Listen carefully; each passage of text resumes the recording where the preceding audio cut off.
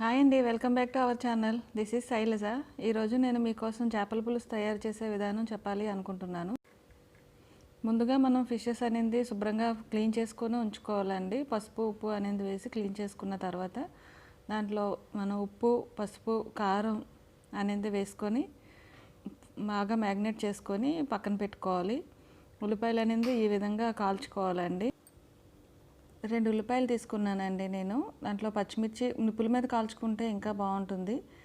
ఒక ప్యాన్ తీసుకొని అందులో కొంచెం 1 స్పూన్ అనేది ఆయిల్ వేసుకొని ధనియాలు, జీలకర్ర, ఎండుమిర్చి, కొబ్బరి, ఇంకా గసగసాలు, కొబ్బరి కూడా వేసుకోవాలండి. ఇవి కొంచెం ఫ్రై అయిన తర్వాత వెల్లుల్లి, అల్లం ముక్కలు అనేది కూడా వేసుకొని బాగా ఫ్రై చేసుకోవాలి. ఇవన్నీ మిక్సీ పట్టుకోవాలండి. కొంచెం వాటర్ అనేది యాడ్ చేసుకొని మిక్సీ పెట్టుకోవచ్చు.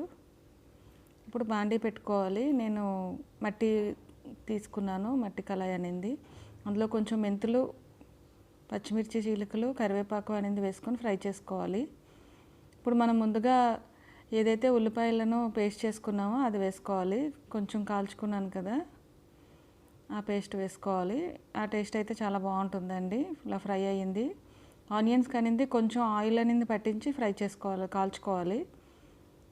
ఇంకా కొబ్బరి పేస్ట్ కూడా వేసుకున్నాను. అవి కూడా ఫ్రై అయ్యి ఆయిల్ బయటకు వచ్చిన తర్వాత మనం ముందుగా సిద్ధం చేసి ఉంచుకున్నటువంటి చేప ముక్కలు అనేది అందులో వేసుకోవాలి బాండీలో.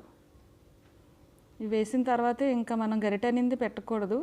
కొంచెం మూత పెట్టి ఇట్లా ఈ విధంగానే కలుపుకోవాలి తప్ప గరిటె అనేది యూస్ చేయకూడదండి. యూస్ చేస్తే పీసెస్ అనేది పర్ఫెక్ట్గా రావు.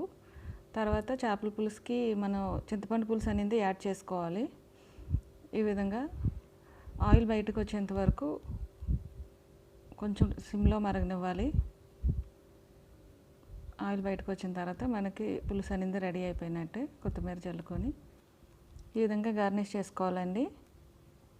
ఇప్పుడు ఇదే చేపల పులుసులో నుంచి ముక్కలతో ఫ్రై ఎలా చేసుకోవచ్చు అనేది చూద్దాం. ముందుగా ఒక ప్యాన్ అనేది పెట్టుకొని దాంట్లో ఆయిల్ వేసుకోవాలండి. కొంచెం నాన్ స్టిక్ ప్యాన్లో ఈ పీసెస్లోంచి పెద్ద పీసులు లాంటివి ఉన్నవి మనం విడిగా వేరు చేసుకోవాలి పులుసులోంచి. ఈ విధంగా 2 వైపులా షాలో ఫ్రై చేసుకోవాలి. పైన అనేది మనం కొంచెం సాల్ట్, కారం అనేది వేసుకోవాలి. కొంచెం ధనియా పొడి. ఈ విధంగానే రెండు వైపులా కూడా ఫ్రై చేసుకోవాలి. షాలో ఫ్రై అనేది రెడీ అయిన తర్వాత ఇలా ఉంటుందండి. టేస్టీ చేపల పులుసు and fry. Thanks for watching. Thank you.